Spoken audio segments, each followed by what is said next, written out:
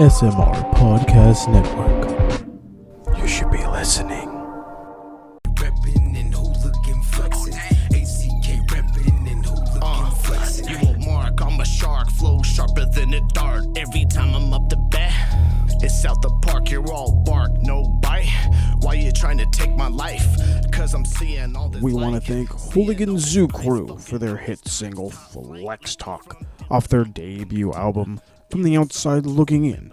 Check out their full album, available now on Amazon, Spotify, and iTunes.com. And I'm a winner, yeah. You's a loser, yeah. And a hater, yeah. Who's who be flexing, giving out. What's going on, everybody? RWT family, SMR Podcast Nation listeners. Back with a brand new episode of the Retro Rewind, episode 32 to be exact. I know the numbers are probably all off, but for now, it's episode 2. I'm here with my one and only co-host, not the one and only, but the one and only for the Retro Rewind, that is, Mr. Paul Morales. What's happening, Paul? What is up, Mr. Moses Marquez? What is up to everybody out there in that TV or podcast land? I was going to say TV land. They go. I was like, you can go TV land? We're not in the TVs yet. Maybe one day. Who knows? We'll see how it goes. But yeah, nope. Retro Rewind 32. Let's just get into this. This is actually going to be the fallout from WrestleMania 12, and we're going to start it off with, as we do each and every week, with Monday Night Raw. April 1st, 1996, episode 153 of Monday Night Raw from San Bernardino, California. So again, it's the fallout from WrestleMania. Yes. So, fallout from WrestleMania 12. A lot went down, including the Ultimate Warrior's return and the boyhood dream come true for one Shawn Michaels, as he is crowned the new World Wrestling Federation World Heavyweight Champion. We see someone walking out, and it's Mankind as he makes his long-awaited debut. So it's going to be Mankind against Spark Plug Bob Holly. Mankind is on the attack, and after a good offensive flurry, he starts to pull out his own hair. Holly makes a comeback before the momentum is shut down by being sent over the top rope to the floor. Holly is in the Tree of Woe, and Mankind lands a diving elbow to the face, and the mandible claw ends the match, as Mankind is the only person to have two themes, an entrance and an outro. It's dark and gloomy as he comes out, but it's happy time as he then, chokes out his opponent, because that's what should make you happy. Oh my goodness. Of course, Mankind making his long-awaited debut. We finally got it. After several videos of him in the dungeon somewhere in the depths of, I don't know where the hell he was from, but parts unknown, I would guess. Parts unknown, sure. Yeah, we'll call it that. Okay, so he wasn't Mick Foley's or Mrs. Foley's baby boy. He was just plain old Mankind. One of the many personas that Mr. Mick Foley possessed, and of course, we will see more of Mr. Foley as the time rolls along. Oh yeah, so excuse me, I give this match a 1.5. Not a lot to this match besides the craziness of Mankind and Bob Holly's bald spot. Yeah, I gave it a 1.5 also. I'm looking for my notes as I'm continuing to keep talking to you. Yes, I did give it a 1.5, and I must say, I can't wait for Bob Holly to shave his head. Yeah, it's gonna be refreshing. It will be. Huh? It's going to be refreshing. Yes. The whole new look. Yes. So we get told that Mark Merrow made his debut last night at Mania. Then he attacked Hunter Hearst Helmsley. Sable is ringside, and we get told we have an interview with Shawn Michaels set up for later tonight, and we get a recap video from Mania. So speaking of Mark Merrow in action, he will take on Isaac Yankem. Again, Sable is in the crowd, excited for the match, and all I could think of is how long until we see her boobs. Mark Merrow is hot. Go ahead. It's gonna take a while. Yeah, that sucks. But oh well. Mark Merrow is hot out of the gates. course, then again, you could always open up that 98 issue of Playboy to where she, a whole lot of Sable. to see. Whole lot of Sable. Who knows? Maybe I got it back in the woodshed somewhere. Anyway, so Mero hits a tope con Hilo right out of the gate, fucks up a slingshot leg drop. His offense cools off as Hunter comes out and sits next to Sable. I just remembered she's married to Brock, and she debuted in 1996. God damn, she's old. The crazy jumping fan had more energy in this match than Isaac Yankem did. Mero finally made a comeback to win with a sunset flip from the top rope. It was a bit excessive for a sunset flip, but hey, who the fuck am I to judge? I gave it a 1. Sable was the focus to this match. An interview could have worked in my opinion. We get a random Warrior video and get told Undertaker will take on Bradshaw. Some fucking dude shows up on screen. He's on a bike. I don't know who the fuck he is, but he looks familiar. What do you rate this thing? Ed Bagley Jr. Okay. Ed Bagley Jr. was the guy on the bike. I know he's an actor. Yeah, he's an actor. It wasn't really anything. I mean, he was supposedly promoting some show he was doing on the USA Network, so it is what it is. What do you rate the match? Oh, the match. Oh, yeah. I gave it a 1. I mean, it's Wildman Mark Mero. We're getting his debut, pretty much his in-ring debut, and it's quite a different person from what the hell was his name in Johnny B. Bad over in WCW. So longtime TV champion. Yeah, and it's a different persona. So sure. Anyway, Alto Montoya and Barry Hollowitz take on the Body Dondas. We get a video from Mania, the free-for-all, a.k.a. the pre-show, where the Body Donnas were crowned the tag team champions. According to Sonny, the Body Donnas are going to teach these guys a lesson. King wants to see your buns, and who am I to disagree with the King? Montoya is impressive early on. Hollowitz gets a tag, and he skips, and he and Skip go back and forth, but good teamwork by the Body Donnas is too much for the challengers. Montoya sent Skip over the ropes, and Hollowitz gets a hot tag as he rolls up Sonny as he has a roll up for the win, but bleh. I'm too busy thinking of Sonny and how she distracted the ref, and I'm just like, she's hot, and I kind of want to mess with her. Anyway, top rope Hurricane Rana, and then a sit-down senton for the win against the Body Donnas. 2.5. I give it good tag team match. Sonny played her part. Montoya looked good. Horowitz can go away. I wonder how long the Body Donnas hold on to the belts.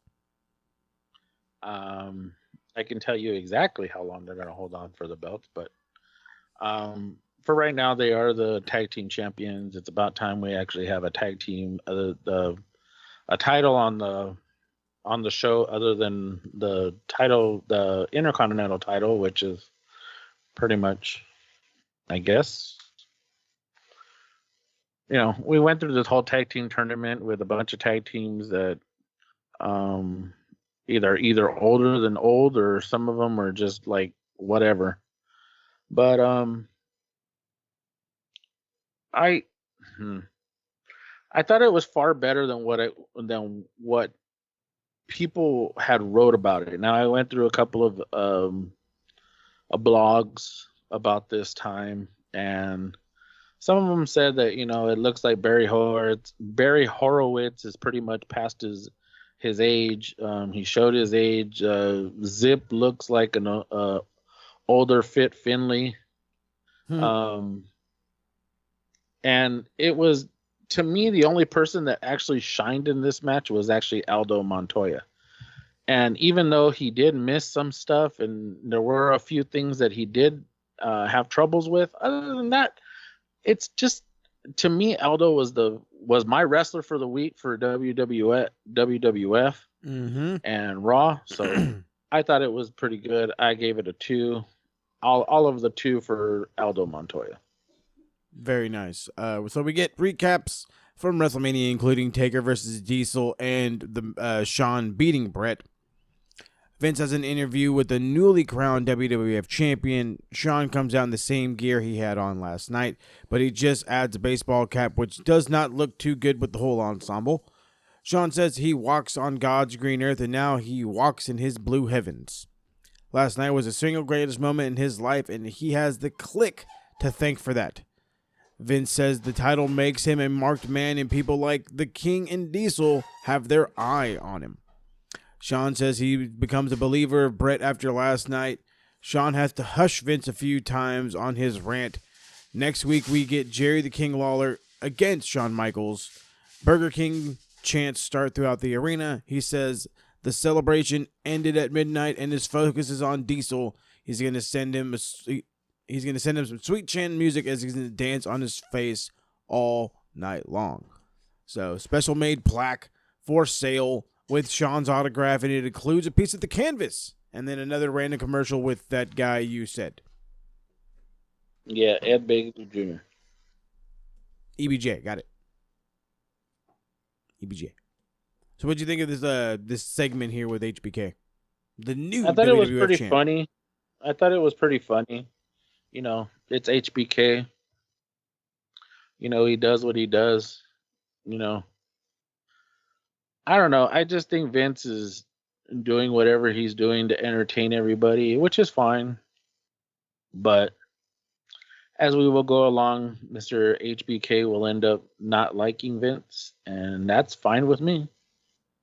It's fine with all of us. Anyway, so next up we get The Undertaker taking on Justin Hawk Bradshaw. So Bradshaw starts off hot, including a huge toss into the buckle and a power slam. And then all of a sudden we get interrupted with the Karate Fighters Slam of the Week, and it's Roddy being hit with a car during a street fight. And so it's not necessarily a slam. And, yeah. So Yeah, but he did slam on the hood, so maybe that was considered the slam? Sure, why not? Anyway, power slam from The Undertaker. He isn't able to make a cover and shows signs of wear from last night's battle with Diesel. The urn comes out, and Taker wakes up, hitting a diving clothesline, choke slam, then a tombstone, but Mankind attacks Taker before the 3 count can be made. Mankind is beating Taker all over the outside of the ring as the fans shout, "He's hardcore." Diving elbow, then the mandible claw, and not any backstage geek can keep Mankind from the Taker as the show ends. I did not end up rating the match because I kind of didn't really care at that point, so I'll rate it right now, and I guess I'll give it like a 2. I gave it a 1. This is Okay. by far probably one of the worst Undertaker matches. It wasn't necessarily the match, but I mean, of course, you know, it was the night before. You know, you could have had filler matches in between here, but I get it. You're trying to showcase your guys, and of course, if this kind of sets off the whole Undertaker Mankind feud for the next few months, you know, and actually probably for the next year, he's going to be in a feud with Mankind. So we have that going on for us, and as this continues, it was, like I said, it's just, I gave it a 1, and it wasn't necessarily for that. It was the fact that this is pretty much the pop off for their feud. Yep, this is where it starts. I mean, right off the bat, actually. So it's good. We'll see how the whole thing goes as time does progress. But for the overall show, I give it a 1 thumb up. It's not the best thing. Decent wrestling, good promos, good debut by Mankind. And I had no idea they started their feud so early, but hey, I'm down. Right? Okay. Well, I gave it 1 thumb up also. It was just more or less for the debut of Mankind. And, of course, for Mark Merrill with his in-ring debut, of course, we get to see Sable, that, you know, ringside, you know, Mrs. Brock Lesnar. And, of course, we get the beginning of the feud between The Undertaker and Mankind, which I believe lasts all the way up until just past Survivor Series, if I'm not mistaken. Not I too want to sure. say maybe later, but I don't know. We'll find out. That's what this show is all about. We reminisce, so we will get there in due time. So, jumping into some Nitro action now. Also, April 1st, 1996, episode 30 of WCW Monday Night Nitro from Cleveland, Ohio. So this show starts off, and it's completely off the rails right from the get-go. We get no intro, but Sting and the Giant are just standing in the ring. What the fuck is going on? We get a weird-ass explanation from Bischoff that makes no goddamn sense. They start to fight, and I didn't hear no bell, and I don't give a shit. So I'm dubbing it a match. It's a chop block. Takes the Giant down to his knees, but he's right back up. Sting bounces off the Giant as he tries to give him a cross body. So apparently it was supposed to be the Harlem Heat versus the Giant and Sting, but Jimmy Hart paid off Heat and the Giant for a one-on-one match. Luger comes out to help his tag partner, but Giant runs away because he don't want the smoke from Package. Then the fucking bell rings. What? right? What in the hell was that? I'm normally beyond excited. Apparently, I'm over the we get moon the to see whole, Sting, and I'm confused now. Jimmy Hart came out, told Harlem Heat that they had a contract, or they sent him money, or gave him a check, and told them that they didn't need to be in the match. And it was like, all right, well, lo and behold, we got a match between the Giant and Sting, and of course, Sting's awesome in the ring. Sting's probably more over than anybody in WCW and ever will be. He's the franchise basically of WCW, and well, we got this match, and I gave it a 2. I still like Paul White. I still like Sting, and they're both awesome. I did not rate it because it was not a match, so it does not get a rating in my opinion. We then get the whole explanation on how this whole thing went down, and yes, Jimmy Hart handed Stevie Ray a check for an undisclosed amount, and Stevie Ray's like, yeah, let's get the fuck out of here, bro. And that was it. They're gone. So apparently Giant was going to step in for Luger and defend the tag titles, is what Bischoff told us. And I'm like, does this shit, and I legit wrote this, does this shit make any sense to you guys? And my answer to myself was no. I'm so confused. It didn't make any sense to me either. And then we get the goddamn intro. So anyway, Flair will take on Luger for the belt tonight. Road Warriors will take on Public Enemy and the Steiners. And then we'll also get the privilege of watching Hogan and the Booty Man in action.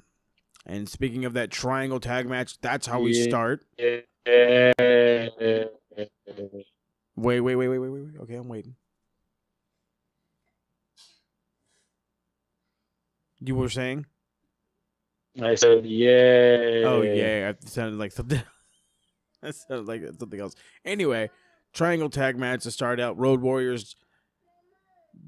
It is not the Public Enemy. It actually is the Nasty Boys, because Bischoff has no idea what the hell he's talking about, and the Steiner brothers. And so it's a triple threat tag match, right? So then why isn't Animal or Hawk in the ring? And we, the viewers, were told there was no rules. So then why is this not a fucking giant brawl? I am so lost right now. I was angry. I paused it and had to, go to my bathroom. Anyway, so Scott Steiner gets in the ring to dropkick one of the Nasty Boys, and Nick Patrick yells at him to get out. And I'm like, what the fuck happened to no rules? Fuck you. I hate you, Nick Patrick. Do you hear me? I cannot stand you. You are the worst person I've never met. I hate you. Calling tags when there isn't one, throwing people out when it's a triple threat match, which means no DQ. At least the action is good, but Jesus Christ, I'm yelling at my screen at this fucking point. Finally, it turns into a fucking fight, as it should have been the entire time. They fight outside the ring, and of course, Patrick is all over there, breaking it up like an asshole. Huge shoulder tackle from Hawk, which sends Rick Steiner flying. One of the Nasty Boys tries to tag Steiner's foot. Pyros sends us to commercial, and it scared Heenan. That was great. I laughed. All of a sudden, Public Enemy comes down and plays some twin magic, and the Steiners were able to pick up a victory. whole lot of action that was good and all over the place. But fuck you, Nick Patrick. I hate you. I wish you would never wretch another match in your entire life. But I know that's not true. I give it a 2. And I love all these teams. But I still give it a 2 for it being a utter fucking piece of crap, thanks to Nick Patrick. And them. They don't know what the fuck they were doing. A viable cornucopia of fuck-ups by Mr. Nick Patrick. Jesus Christ. I love all these teams, too. I am with you, Mr. Moses Marquez. I love all these teams. For some apparent reason, I was with you on this whole triple threat or whatever the hell they called it. And it's like, if there's no DQ, why is there not a representative for all three teams inside that ring? And that was what was blowing my mind. And it's like, okay, so when the hell what is the concept of this match and what is the purpose of this match? If the tag team titles are around somebody else's waist, and are they going for a title, or are they just trying to be like a number one contender, or is it just these guys just don't like each other, or what? Nah, it's who gives a shit? They have so many tag teams, so many good, really, really good tag teams in WCW at this time, and it's like, what is up with that? What is up with this? There was like nothing suitable for these guys to stand on. Nothing. Nope. It was trash.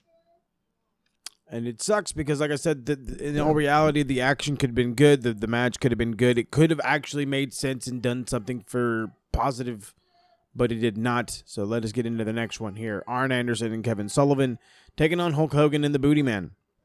So the big thing about this is Bobby the Brain Heenan has announced his retirement from pro wrestling. And at the time I wrote, that's obviously not true. But I'm sure he'll be back next week. And if so, at what capacity? I could write so much about this match, but I refuse to. The match was fine. That's it. It's just fine. Arn and Sullivan sold for 90% of the match. Hogan looked like the unstoppable bald man. Booty Man was there, which is an improvement over last week, but I just don't understand why they had to get a cheap win when they literally dominated the match from the jump. Hogan gets the pin after hitting Sullivan with a shoe. Arn tries to get some payback as he attacks Booty Man after the match, and Woman gets a shot in with a shoe on Kimberly. I typed way too much. I fucking hate this crap. Anyway, I give it a 1.5. I am a journalist. I have to score the action. I don't dare condone watching it. What do you think? What do you got? Yeah, I give it a 1, and that's only for Arn Anderson. And he sold.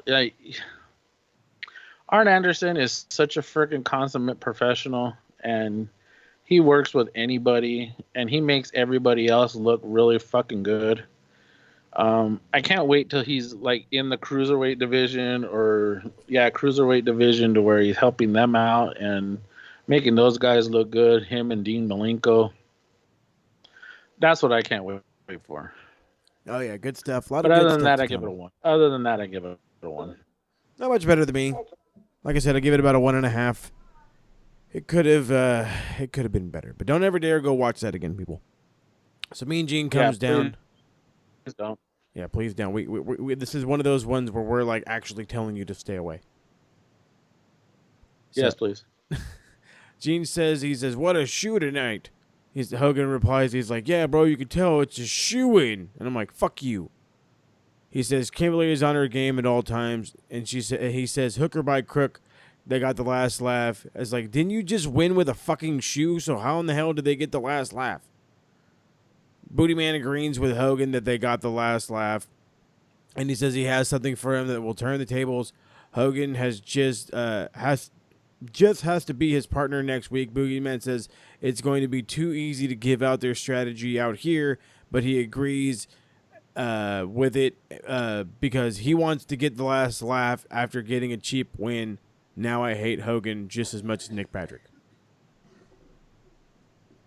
Main event time.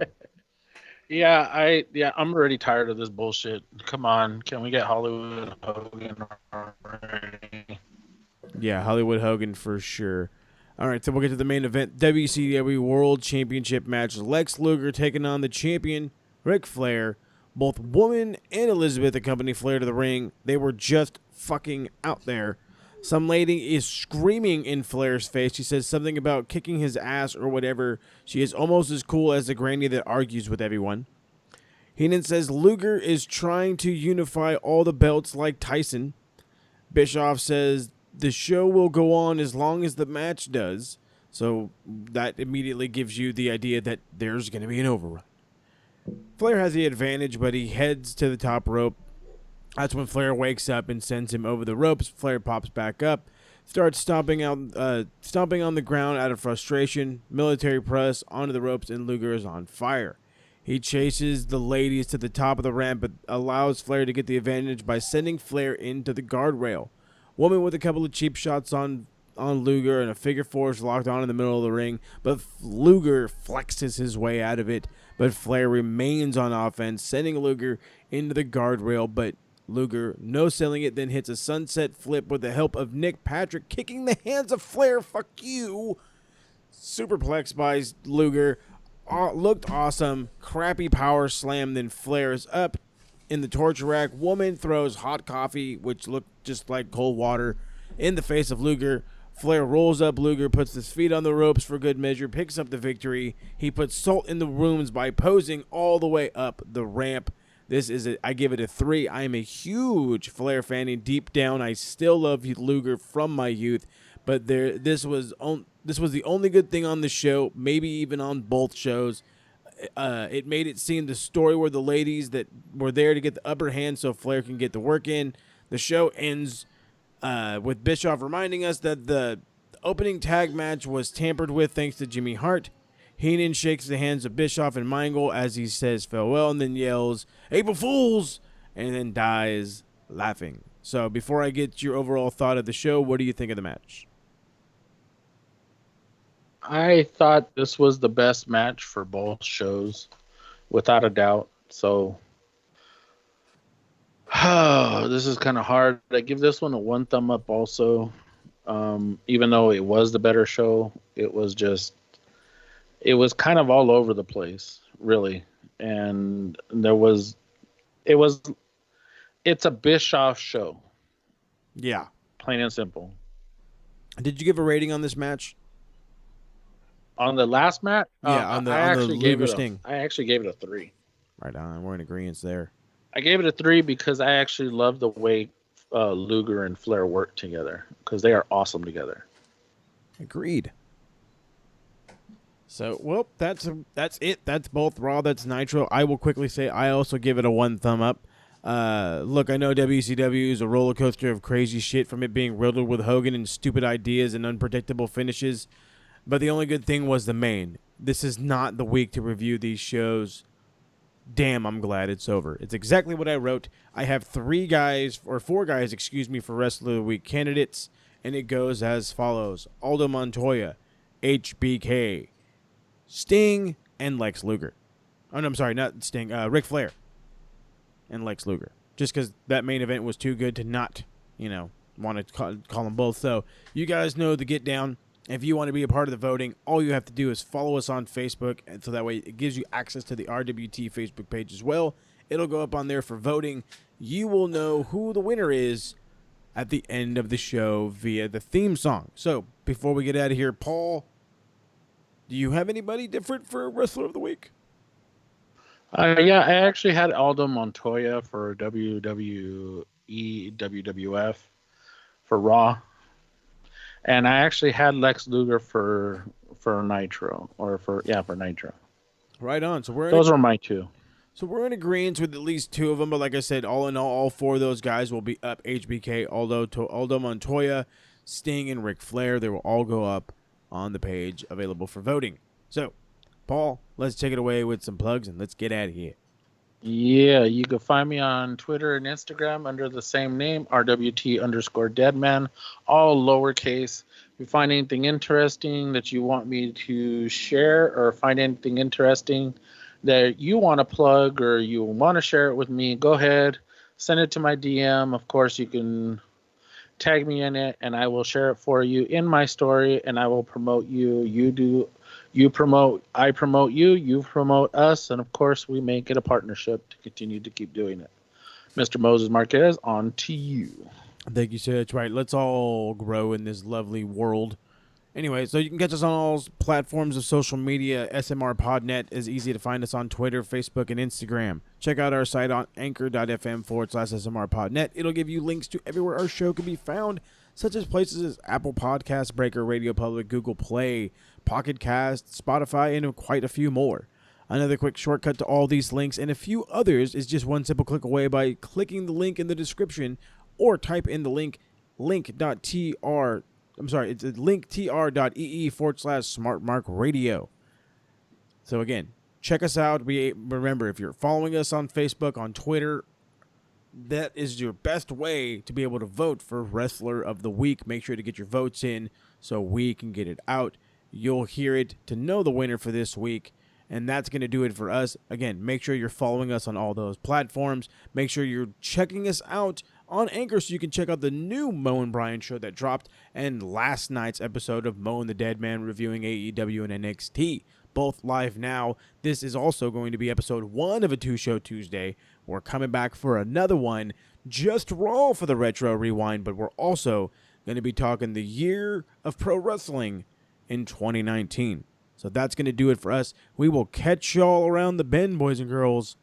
Merry Christmas and peace out. Merry Christmas, Happy New Year, Happy Kwanzaa, Feliz Navidad, and Happy Hanukkah to all you guys. Peace out. SMR Podcast Network.